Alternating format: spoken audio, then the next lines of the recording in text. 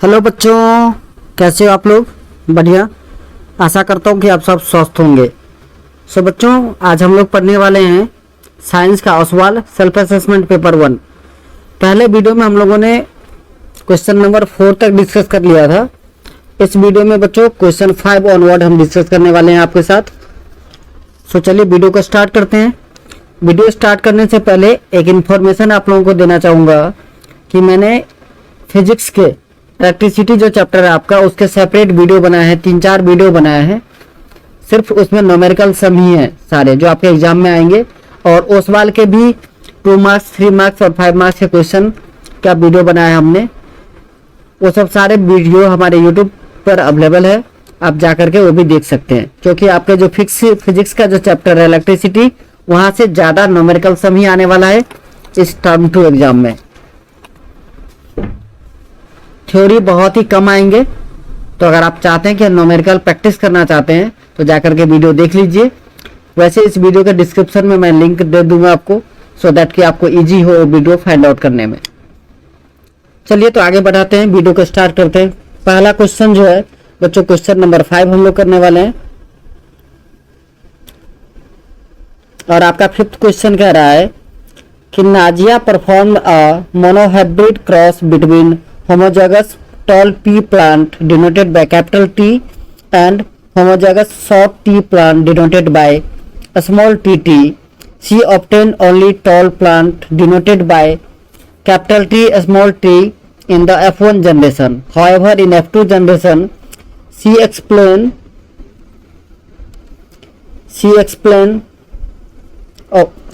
obtained both tall and short pea plant. Does the given information explain the law of dominance?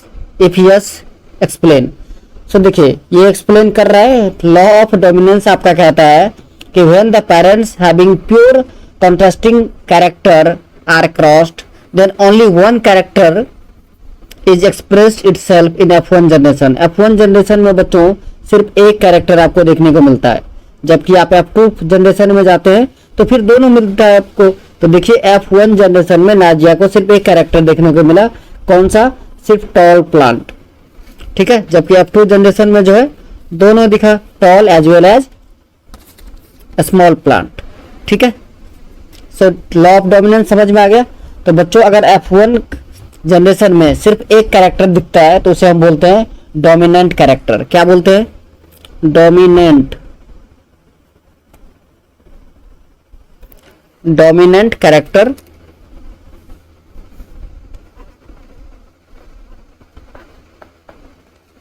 और दूसरा जो है आपका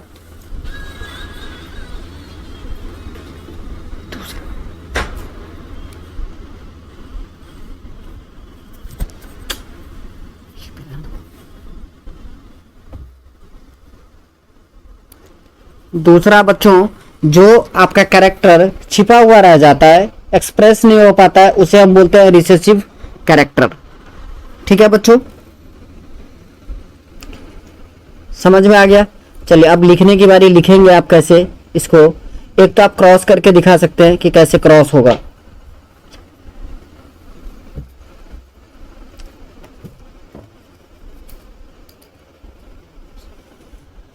सो आपको लिखना है कुछ इस टाइप से, द क्रॉस। आप जो क्रॉस करके दिखाने वाले हैं, लिखना है the cross shown below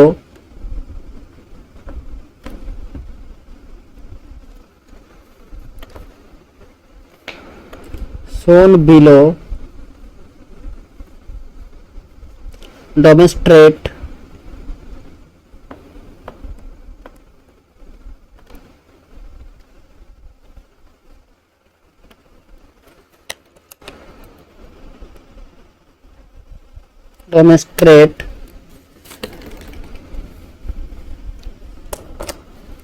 that the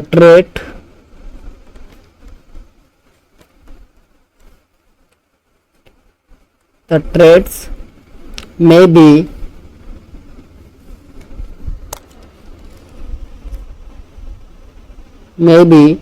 dominant and recessive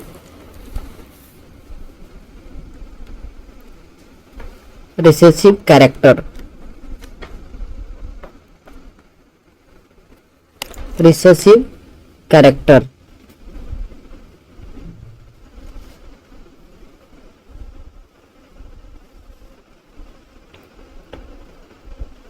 ठीक है बच्चों, ओके। सो अगर हम क्रॉस करके दिखाएं आपको, तो टॉल ट्री के लिए क्या बोला गया था? TT, tall tree, capital T था बच्चों, और स्मॉल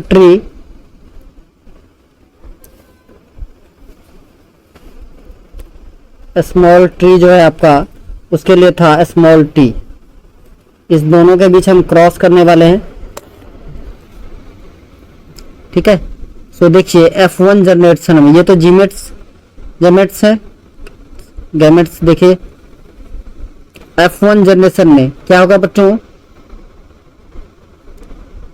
ये टी और ये आपका रहा स्मॉल टी, ये क्रॉस होकर के F1 जनरेशन में बनाएगा capital T and small T. ठीक है बच्चों, समझ में आया? तो ये हो गया आपका टॉल ट्री। ये कौन सा ट्री हो गया?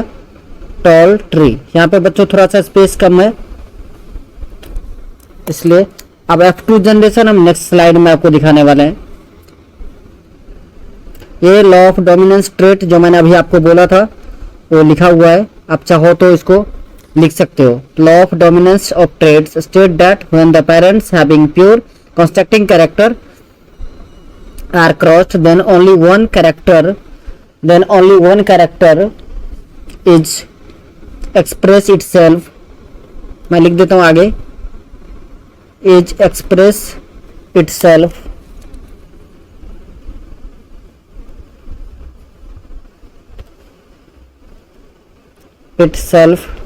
in F1 generation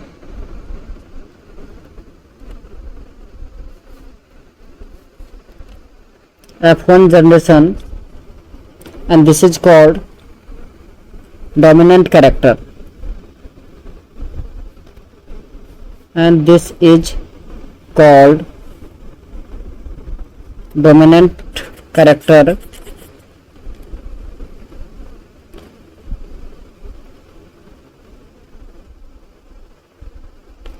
and the other character which cannot express, and the other character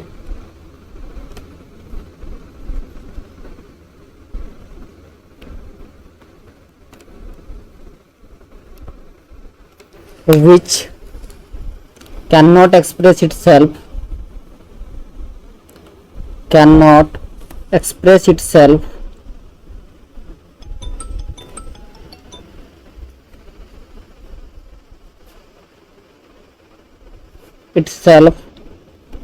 is called recessive character। सो बच्चों लॉ ऑफ डोमिनेंस मैंने लिख दिया है, हो सकता है आपके एग्जाम में पूछा जा सके कि what is dominance character and what is excessive character, इसलिए मैंने लिख दिया है। चलिए F2 जनरेशन का हमने क्रॉस बाकी था हम लोगों का, तो देखिए F2 जनरेशन में क्या होगा, ये गैमेट्स बनेगा, इसके बीच हम क्रॉस करवाने वाले हैं। ठीक है बच्चों, तो देखिए कैपिटल टी स्मॉल टी, यहाँ भी capital T small T, okay. So बच्चों F2 जनरेशन मैं साइड में लिख देता हूँ, F2 जनरेशन। देखिए ये टी इस टी के साथ क्रॉस होकर के बनाएगा टी। क्लियर है? दूसरा देखिए कि ये स्मॉल टी, बच्चों थोड़ा सा स्पेस का प्रॉब्लम है, आप लोग समझ सकते हो।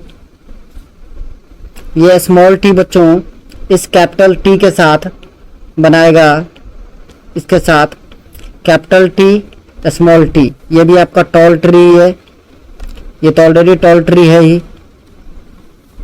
समझ में आ रहा है आप लोगों को। दूसरा देखिए, ये स्मॉल ट्री टी जो है इस टी के साथ क्रॉस होकर बनाएगा स्मॉल टी टी, जिसको हम स्मॉल ट्री कहते हैं, स्मॉल ट्री। ठीक है बच्चों। और ये ट्री देखिए यहाँ पर, तो इसको मैं नीचे ले लेता हूँ तो आप लोगों को समझ में आ जाएगा। तो ये कैपिटल टी इस स्मॉल टी के साथ बनाएगा कैपिटल टी स्मॉल टी, जो भी एक टॉल ट्री होगा। समझ में आया। थोड़ा सा स्पेस का प्रॉब्लम था, बाकी आई होप आप लोगों को समझ में आया होगा। चलिए नेक्स्ट आगे बढ़ते हैं। आगे बच्चों और वाला क्वेश्चन मैं छोड़ रहा हूं, क्योंकि देखिए एक क्वेश्चन तो कर ही दिए ना, काफी है। चलिए नेक्स्ट क्वेश्चन नंबर 6 करने वाला हूं हम। क्वेश्चन नंबर 6 कह रहा है आपको कि an alpha particles enter a uniform magnetic field at a right angle to it as shown in the figure. एक अल्फा पार्टिकल है जो राइट एंगल से एंटर कर रहा है इस मैग्नेटिक फील्ड में। ठीक है बच्चों। तो आपसे क्या पूछ रहा है, stating the relevant principle, identify the direction in which the alpha particles move, give reason to support your answer. दूसरा है state whether an alpha particle will experience any force in magnetic field if it is placed in the field at rest. So बच्चों देखो second वाला का तो बहुत answer आसान है। जब ये रेस्ट में होगा बच्चों तो क्या होगा, आपका भी जो है 0 हो जाएगा। और जब भी 0 हो जाएगा, इसका फाइनल वेलोसिटी 0 हो गया, तो एफ फोर्स 0 होगा, बिल्कुल खत्म। सो सेकंड वाले का आई थिंक आपको आंसर मिल गया। ठीक है, एफ इक्वल्स टू 0 होगा, लिखोगे आप नो फोर्स। कोई दिक्कत है? चलिए अब वन फर्स्ट वाला है, तो फर्स्ट वाला आप फ्लेमिंग का लेफ्ट हैंड रूल पढ़े होंगे। तो फ्लेमिंग का लेफ्ट हैंड रूल क्या कहता है, the force acting on the current carrying conductor placed perpendicular to a magnetic field is perpendicular to the direction of current and magnetic field. यही कहता है फ्लेमिंग का लेफ्ट हैंड रूल। कहता है कि यदि आपका फोर्स एक्टिंग जो कंडक्टर है, करंट कैरिंग कंडक्टर है, जिस पे फोर्स एक्ट हो रहा है, वो अगर परपेंडिकुलर होता है मैग्नेटिक फील्ड के, देन आपका मैग्नेटिक फील्ड जो है वो परपेंडिकुलर हो जाएगा करंट के और मैग्नेटिक फील्ड के। मतलब क्या, आप लिख सकते हो कि Fleming's left hand rule state that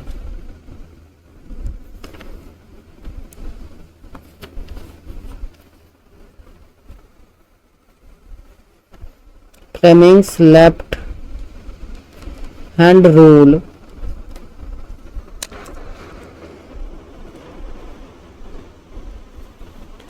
state that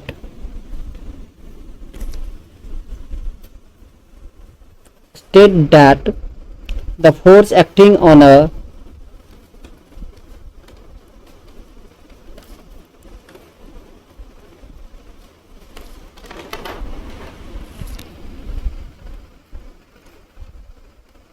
current carrying conductor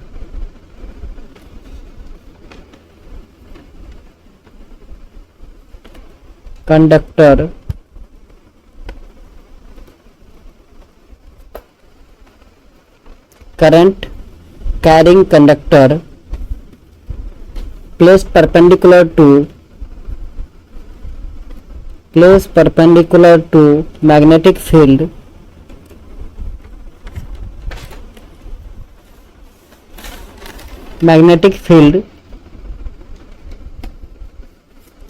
placed perpendicular to a magnetic field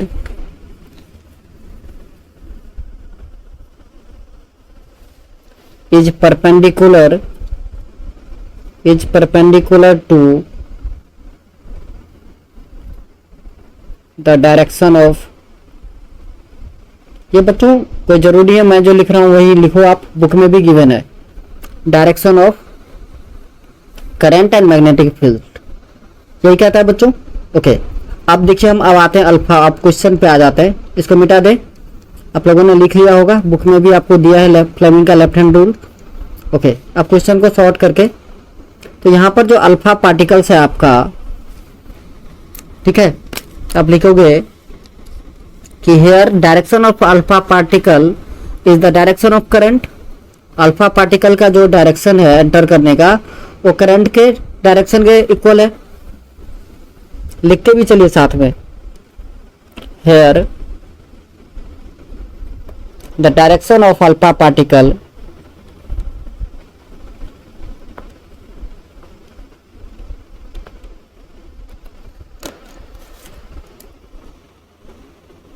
direction of alpha particle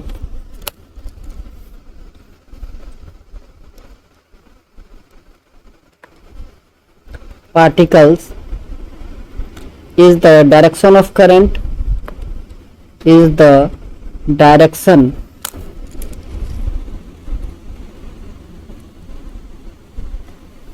direction of current.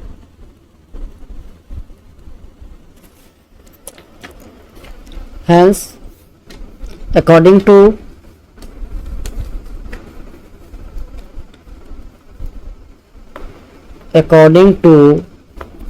Fleming left hand rule,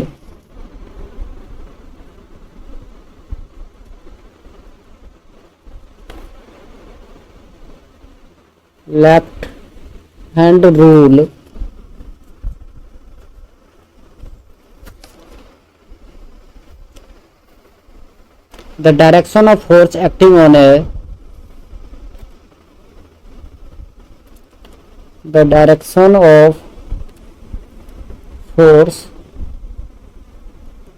acting on alpha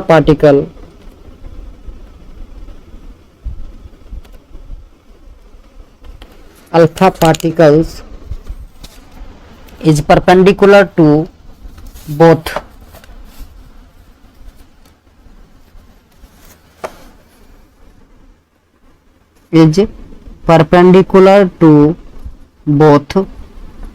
the direction of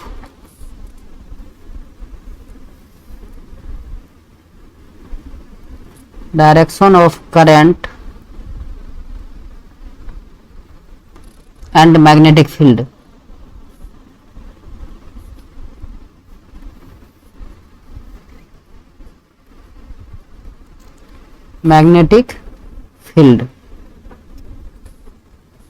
ठीक है बच्चों।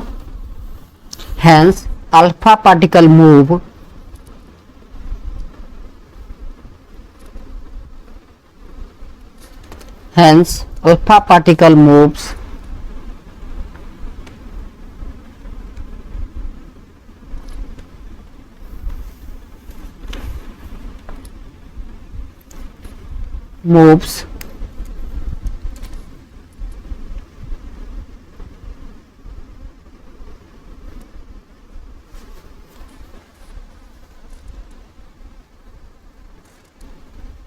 perpendicular to the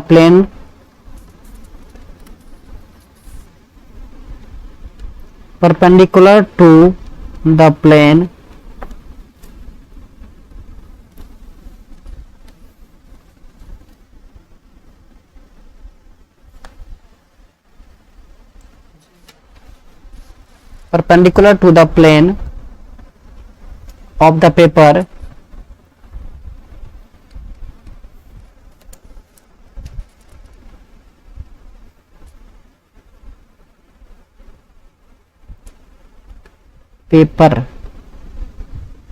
बच्चों क्या होता है कि हमें आधे पेन टाइप पर लिखना होता है, पेन टाइप के पेन से, और आधे स्टाइलस पेन से लिखना होता है। इसलिए आप लोगों को हैंडराइटिंग में भी प्रॉब्लम दिखता होगा, कहीं पे हैंडराइटिंग बहुत अच्छा है, कहीं पे बहुत बड़ा बड़ा लिख देता हूँ, थोड़ा सा प्रॉब्लम है। देख रहा हूँ कि आप लोगों के लिए थोड़ा सा और क्या किया जा सकता है, काम कर रहे हैं इस पर, ठीक है। Of the plane and it is of upward direction,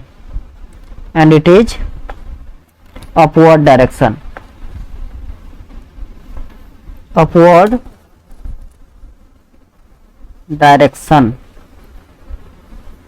ठीक है बच्चों, चलिए सेकंड वाला मैंने आपको बता ही दिया था कि भी अगर जीरो है तो एफ भी जीरो हो जाएगा, तो लिखोगे नो फोर्स।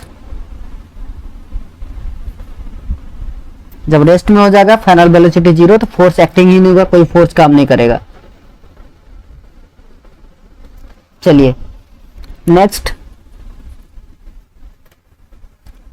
क्वेश्चन क्या आ रहा है बच्चों, और वाला पार्ट है, और करवाते चलें या छोड़ दें बच्चों। और वाला क्वेश्चन है, two students were playing with two magnets, they observe the magnet were sometimes attracting and sometimes repelling from the ends. They asked about magnets from their physics teacher. He demonstrated an activity with magnet and draw a diagram. Study the diagram given below. Identify the pole marked P and Q as North Pole or South Pole. Give reason it support to your answer. बच्चों आपको P और Q जो है वो कौन सा पोल है, ये आपको जो पूछ रहा है। दूसरा पूछ रहा है what is the direction of magnetic field lines inside bar magnet, और bar magnet magnetic field line का कौन सा होगा। तो बच्चों यहाँ पर देखिए कि दोनों नॉर्थ और साउथ दोनों से, यहाँ से देखिए जब आप एरो डायग्राम देखोगे यहाँ पर जो बनाया गया है, ये देखिए ये दोनों ऐसे जा रहे हैं, ये दोनों इस तरफ आ रहा है, तो ये दोनों एक ही पोल है, नॉर्थ पोल ही है, क्योंकि सेम पोल ही जो है वो इमर्ज होता आता है। ठीक है, तो आपको क्या लिखना है, both P and Q are north pole. Answer क्या आएगा, both P and Q are north pole. आपको रीजन भी पूछा है तो लिख देना because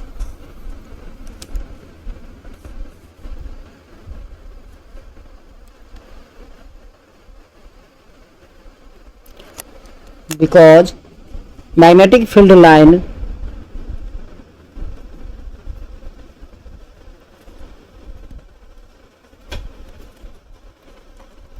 emerge from north pole।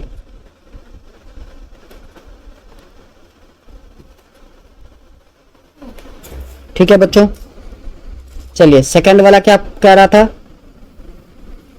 Second question था इसी का कि what is the direction of magnetic field lines inside the bar magnet. So bar magnet में मैग्नेटिक फील्ड लाइंस का डायरेक्शन क्या होता है, तो from south pole to north pole. B का आंसर आएगा from south pole to north pole. इस question का answer from south pole to north pole. ठीक है बच्चों, चलिए आगे बढ़े। Question number 7।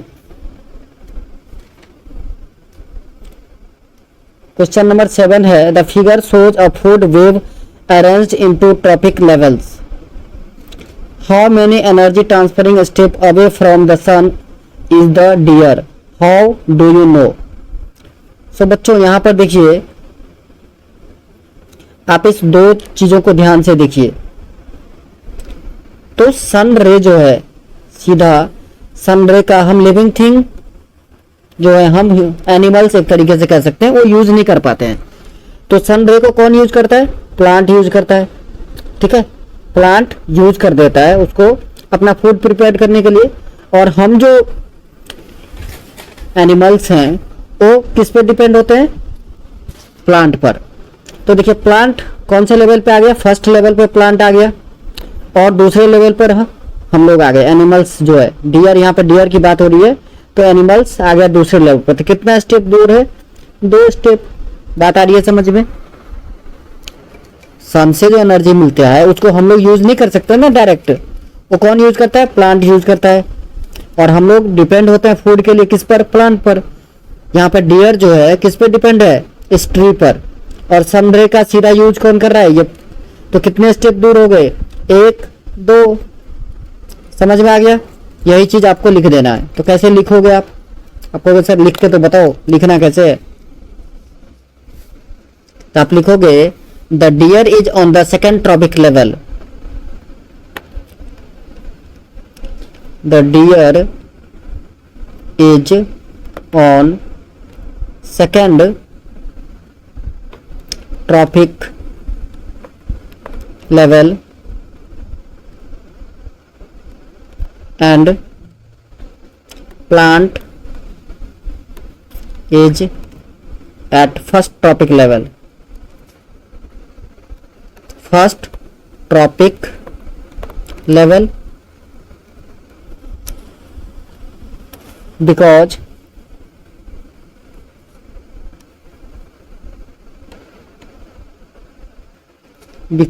plant can't use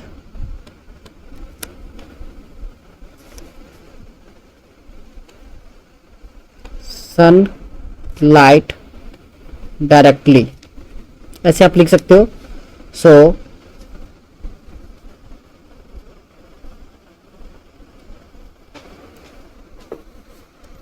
and deer depends on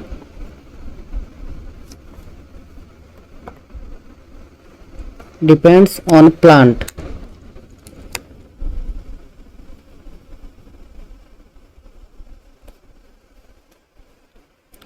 So it acquires second tropic level. So it acquires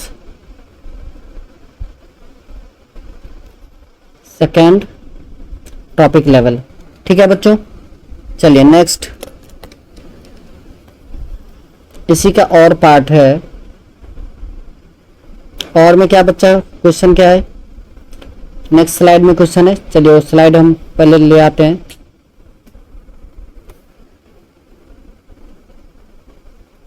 okay, ये slide है बच्चों, देखिए यहां पर आपको दिखा रहा है। और में current name and explain the phenomenon shown in the diagram, list out any 3 effect of above phenomenon और ह्यूमन। सो यहाँ पर बच्चों दिखाया गया है कि सन रे डायरेक्ट आ रही है और ओजोन लेयर, ये जो ब्लैक कलर से आप दिखा रहे हो ये ओजोन लेयर है, और ये डिप्लीटेशन ऑफ ओजोन लेयर दिखा रहा है आपको, ये डिप्लीटेशन ऑफ ओजोन लेयर दिखा रहा है। तो बच्चों क्या होगा, जब ओजोन लेयर नहीं रहेगा तो ये जो सन रे है ये डायरेक्ट नीचे तक आएगा, हम लोगों के ऊपर आके पड़ेगा और हमें स्किन कैंसर हो सकता है।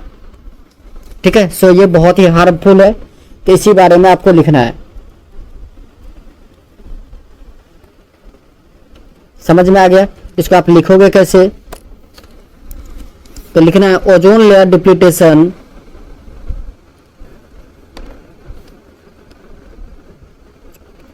Ozone layer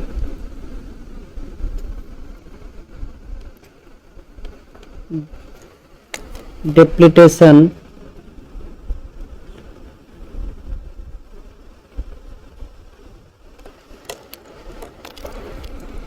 is the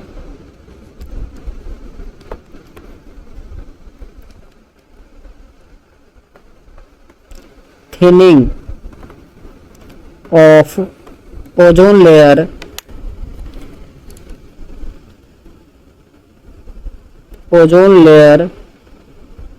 present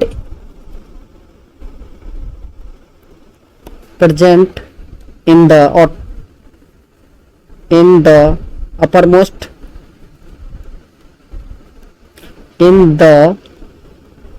uppermost layer या in the upper atmosphere, जो भी लिखना चाहो आप, atmosphere.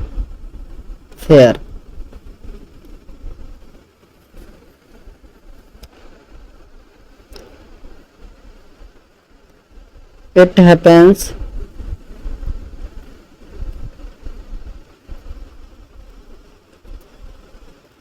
due to certain gases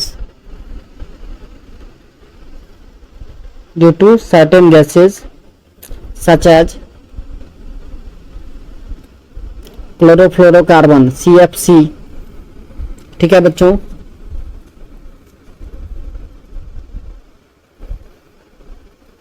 अब इफेक्ट लिखना है आपको, क्या क्या इसके इफेक्ट पड़ सकते हैं।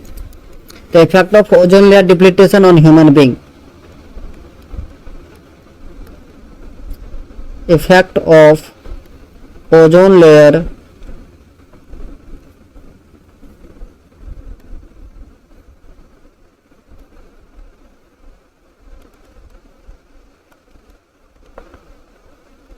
depletion on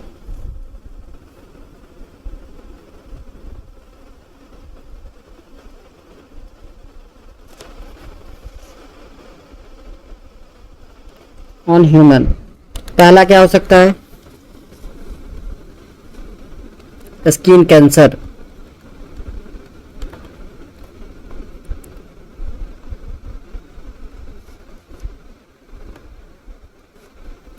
दूसरा जेनेटिक डिसऑर्डर।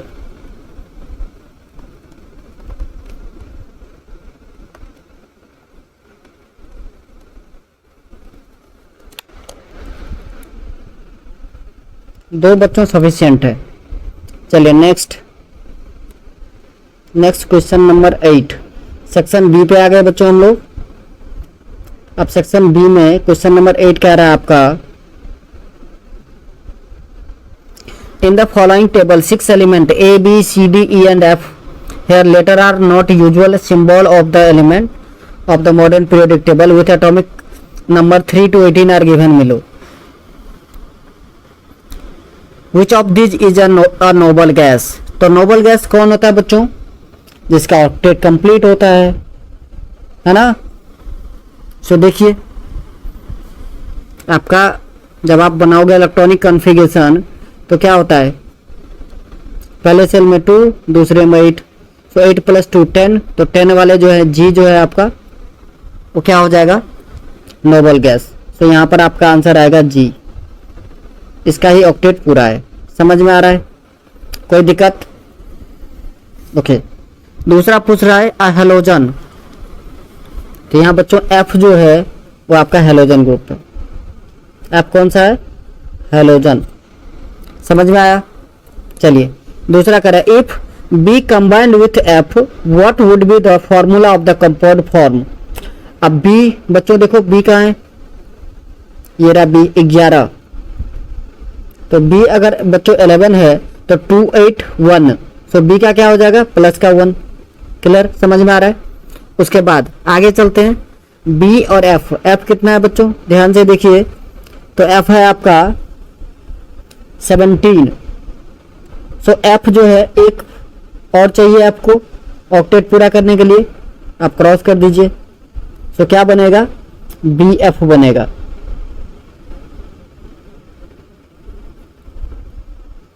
ठीक है, चेंज समझ में आ गया?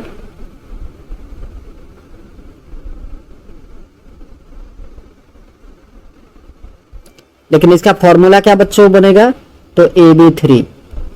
आप लोगों को पता ही होगा 11 जो है सोडियम होता है, 17 क्लोरीन होता है, तो सोडियम क्लोराइड बनाता है।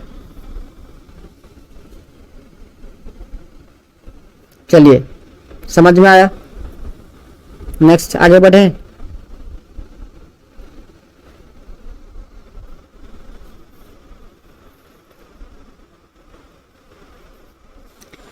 करा write the electronic configuration of C and E. C और ई का इलेक्ट्रॉनिक कॉन्फ़िगरेशन लिखना है बच्चों। सी का कितना होता है, 12। सो सी 12 है बच्चों, तो 12 सी, तो देखिए 2 8 10 2 12।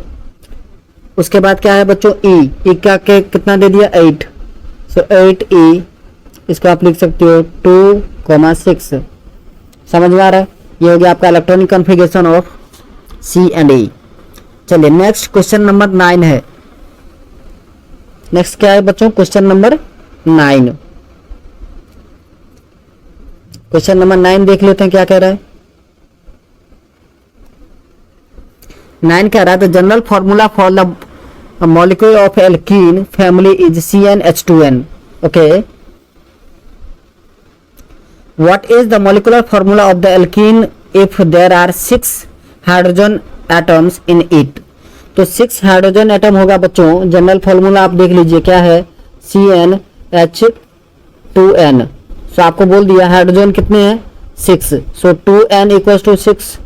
तो बच्चों n इक्वल टू क्या हो जाएगा, आप कहोगे सर 3, तो फॉर्मूला क्या बना फर्स्ट इसका ए वाले का C3H6, समझ में आया, कोई दिक्कत। चलिए B, what is the molecular formula and structural formula of the first member of the alkene family. Alkene family का फर्स्ट मेंबर क्या कह रहा है, मॉलिक्यूलर फॉर्मूला क्या होगा। सो फर्स्ट मेंबर होता है बच्चों इथिलीन C2H4, क्या होता है बच्चों C2H4, ये मॉलिक्यूलर फार्मूला है। स्ट्रक्चरल फार्मूला देखिएगा तो C के बीच डबल बॉन्ड और हाइड्रोजन लगा दीजिए, दो दो, समझ में आ रहा है। चलिए नेक्स्ट आगे बढ़े, करा write the molecular formula of, इसको मिटा दे बच्चों। चलिए नेक्स्ट क्या रहा है, C part, write the molecular formula of lower and higher homologous of an alkene which contains 4 carbon. अच्छा 4 कार्बन कंटेन करने वाला लोअर होमोलोगस सीरीज क्या होगा और हायर क्या होगा। तो देखिए लोअर हो जाएगा आपका C3H6 अभी जस्ट जो हमने लिखा है, और हायर में अगर पूछा जाए आपसे तो C5H10।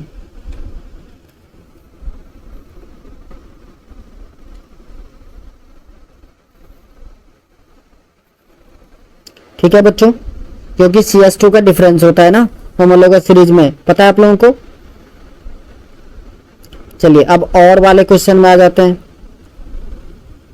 बच्चों। अगर मैं थोड़ा स्लो, आप लोगों को लग रहा हो कि वीडियो सर काफी स्लो पढ़ा रहे हैं, तो आप 2x में देख लीजिए, क्योंकि हम इसलिए स्लो पढ़ाते हैं क्योंकि हमें उन बच्चों को भी बताना था जो बिल्कुल नहीं पढ़े हैं, बिल्कुल भी ट्यूशन नहीं पढ़े हैं, बिल्कुल भी कुछ भी पता नहीं है, तो थोड़ा स्लो बोलें ताकि उसको समझ में आए कि सर क्या बोल रहे हैं।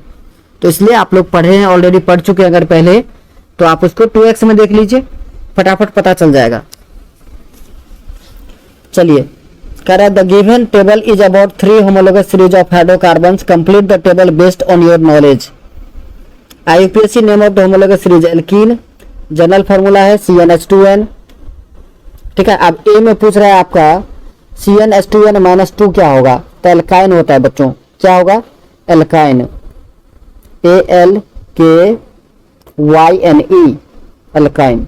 ठीक है ओके, बी में कह रहा है CnH2n+2 क्या होता है, तो ये एल्केन होता है बच्चों, क्या होता है एल्केन, ALKANE। मैं जब बेसिक पढ़ा रहा था तो आपको बताया था हमने 3 टाइप में बांटा था, एक होता है ANE ग्रुप जिसको एल्केन कहते हैं, दूसरा ENE ग्रुप एल्कीन, और तीसरा YNE ग्रुप एल्काइन। इसका मैंने जनरल फॉर्मूला बताया था आपको, CnH2n+2 होता है, एल्कीन का होता है CnH2n, और YNE ग्रुप का मैंने बताया था CnH2n-2। समझ में आ रहा है। चलिए आगे बढ़े, इतनी कंसेप्ट समझ में आया, आगे बढ़ते हैं। दूसरा कह रहा है characteristic bond type, ENE group है बच्चों तो डबल बॉन्ड होगा, सी जो है सी का आंसर क्या होगा डबल बॉन्ड।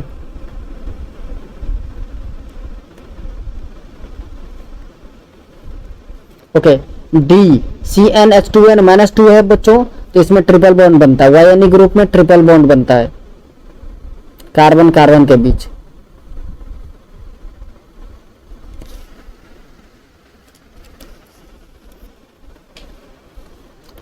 और बच्चों उसके बाद ई में पूछ रहा है CnH2n का फर्स्ट मेंबर क्या होगा, इथीन, अभी जस्ट मैंने बताया था आपको इथीन। और एफ में पूछ रहा है एफ क्या होगा, सिंगल बॉन्ड, तो सिंगल बॉन्ड बनाता है बच्चों ANE ग्रुप, आप मीथेन, फर्स्ट मेंबर चाहिए तो मीथेन हो जाएगा। बात आ गई समझ में।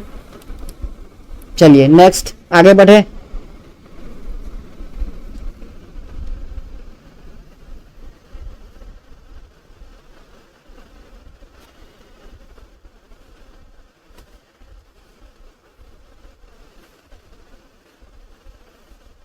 नेक्स्ट क्वेश्चन है बच्चों, Ajay friend Nikhil has 4 son and 1 daughter, he believe that that he produce more sperm with Y chromosome. Do you agree? With suitable reason justify whether he is right or wrong in thinking this way. So बच्चों उनका जो thinking है वो गलत है, ठीक है। तो आप लिखोगे Nikhil is not right in the thinking that he is producing more sperm having Y chromosome. तो क्यों गलत है, रीजन भी चाहिए, ऐसे तो हम बोल नहीं देंगे। तो बच्चों क्या होता है, एक मैन 50% स्पर्म प्रोड्यूस कर सकता है वाई क्रोमोसोम के साथ और 50% एक्स के साथ, जबकि फीमेल जो है female produce ovum with x chromosomes only, ठीक है। So it is just a matter of chance which sperm fertilize the ovum. If sperm with Y chromosome fertilize the ovum, the pregnancy will be son. If sperm with X chromosome fertilize the egg, then the pregnancy will be daughter. ठीक है बच्चों। सो निखिल जी का सोचना जो है वो गलत है। आप लिखेंगे निखिल, मैं ऊपर लिखता हूं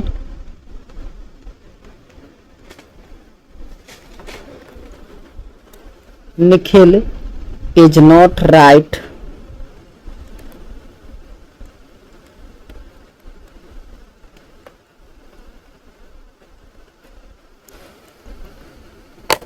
thinking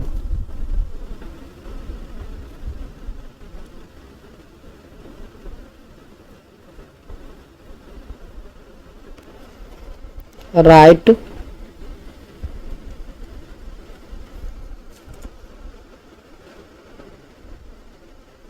thinking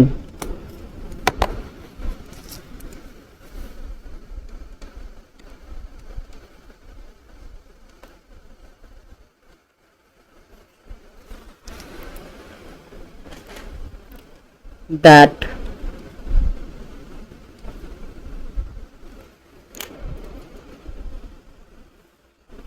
he is produce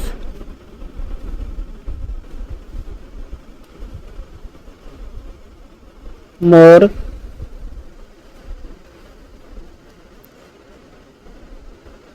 sperm having Y chromosome, having Y chromosome.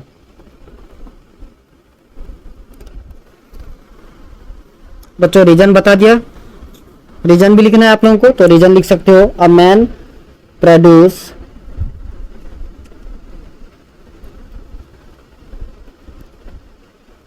%50 sperm with X chromosome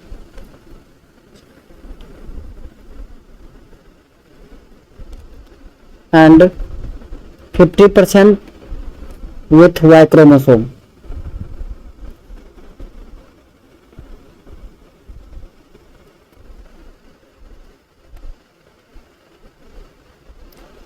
But female produce ovum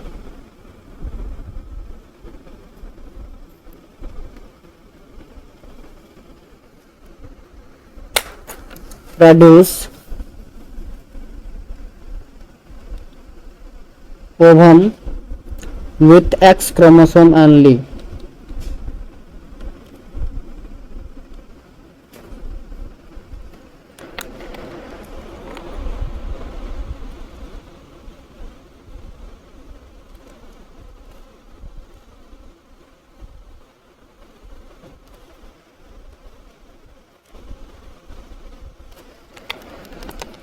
Chromosome only. बच्चों बाकी मैंने डिक्टेट कर ही दिया, आई होप आप लोगों ने लिख लिया होगा। सो इतना लिखने की जरूरत नहीं, लिखने में ज़्यादा टाइम जाता है और आप लोग बोर भी हो जाते होंगे। सो लिखने में बिलीव नहीं करते हैं। चलिए क्वेश्चन नंबर 11 देख लेते हैं कि 11 क्या है। कहते हैं from the given table identify the metal alloy that should be used to make the following gadgets. Heating element of electric gases. So heating element of electric gesture बच्चों आप लोगों को पता ही होगा कि नाइक्रोम यूज किया जाता है। क्यों? क्योंकि उसकी रेसिस्टिविटी सबसे ज्यादा है।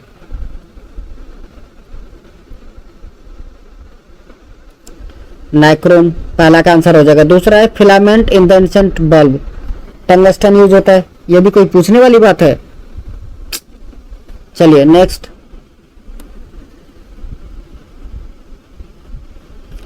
क्वेश्चन है बच्चों बी पार्ट में। An electric iron has rating of 750 what.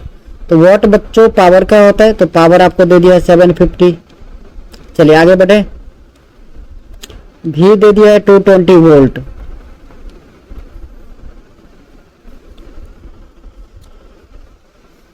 So current required, तो P इक्वल टू बच्चों होता है V इंटू आई। तो V कितना है आपका 220 volt. So 220 volt by sorry power 750 है। So 750 by 220 volt is equal to I हो जाएगा। कोई दिक्कत? 0 0 कैंसिल आउट, डिवाइड करेंगे आप तो 3.4 एम्पियर आ जाएगा। पहला क्वेश्चन का आंसर हो गया। दूसरा आपसे पूछ रहा है it's resistance when it is in use. Resistance अब देखिए according to Ohm's law V equal to होता है बच्चों आई आर। अब V कितना है आपका, यहाँ से आप R निकाल लेंगे तो V बाय आई हो जाएगा। सो V कितना है तो 220 वोल्ट। करंट कितना निकाला हमने, अभी जस्ट निकाला है 3.4 एम्पियर। डिवाइड कर दीजिए तो 64.7 ओम हो जाएगा आंसर। समझ में आ गया? चलिए next question number 12। Question number 12 है बच्चों carefully study the circuit diagram and calculate the value of resistance. तो बच्चों देखिए सबसे पहले यहां पर आपको 3 रेजिस्टेंस दिख रहा होगा, तीनों पैरेलल में है। कहां बच्चों? ये तीनों, मैं इसकी बात कर रहा हूं। तो आप देखोगे अगर हम एक को R1 मान लें तो R1 equal to 12 Om, R2 6 और R3 कितना है बच्चों? तो आप कहोगे सर 3 ओम। कितना? 3। तो ये सारे कैसे कनेक्टेड है? पैरेलल में। So 1 by R P equal to आपने फॉर्मूला पढ़ा होगा 1 bye R1 plus 1 bye R2 plus का 1 बाय R3। सो 1 बाय 12 प्लस 1 बाय 6 प्लस का 1 बाय 3। एलसीएम लेंगे तो 12 ही आएगा। सो 1 प्लस 6 2 जा 12, 3 4 जा 12। So 1 by R P is equal to आया आपका 6 बाय 12। तो आर पी कितना आएगा बच्चों? 12 बाय 6। सिंप्लीफाई कर दीजिए 2। अब ये जो 2 ओम है बच्चों, सॉरी 7 आएगा बच्चों, 6 नहीं आएगा। सॉरी मिस्टेक हो गई। आरपी आपका आ रहा है 12 बाय 7। अब ये जो 12 बाय 7 है बच्चों, ये जो आप 2 ओम रेजिस्टेंस यहाँ पर देख रहे हैं इसके साथ कैसे कनेक्ट है? सीरीज में। So equivalent resistance R equivalent equal to हो जाएगा 2 प्लस 12 बाय 7। तो 7 2 जा 14 प्लस 12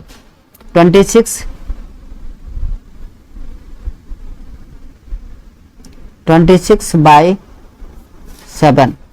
कोई दिक्कत बच्चों? अब यहां पर देखिए एक और है x, ये भी सीरीज में है तो प्लस x कर लीजिए। ये टोटल हो गया आपके, ठीक है। आप चाहो तो ऊपर भी x लगा सकते हो। इतनी बात आ रही है समझ में? ओके, अब हम आगे बढ़ते हैं। From Ohm's law we know that, according to Ohm's law we know that V equals to I R, यही पता है बच्चों। तो I इक्वल्स टू क्या हो जाएगा? V by R। तो R हमारा R इक्विवेलेंट अभी है। ओके, ये I इक्वल्स टू, तो I का वैल्यू देखिए यहाँ पर आपको दे दिया है कितना? 0.4 एम्पियर। से 0.4 इज इक्वल्स टू V है आपका 6 वोल्ट और R कितना है बच्चों? तो 26 बाय 7 प्लस एक्स। कोई दिक्कत? अब क्रॉस मल्टीप्लाई कर दीजिए। तो बच्चों ये हो जाएगा 0.4 डिवाइडेड बाय 10, डेसिमल हट जाएगा, इज इक्वल्स टू 7 ऊपर चला जाएगा, सो 6 7 जा 42 डिवाइडेड बाय 26 प्लस 7x। बच्चों कोई दिक्कत? क्रॉस मल्टीप्लाई कर सकते हैं आप, या ऐसे सिंप्लीफाई कर दीजिए। 2 2 जा 4, 21 2 जा, सो 52x प्लस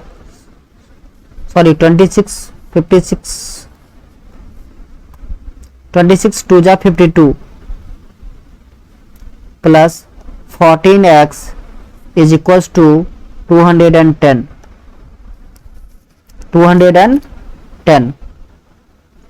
सो बच्चों 14x is equals to 210 minus 56। Now 14x is equals to 10 minus 6 4 और 10 माइनस 5 5 1।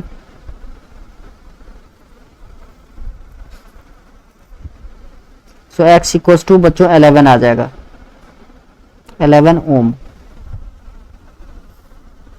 कोई दिक्कत है? चलिए नेक्स्ट क्वेश्चन है बच्चों 12 का और पार्ट।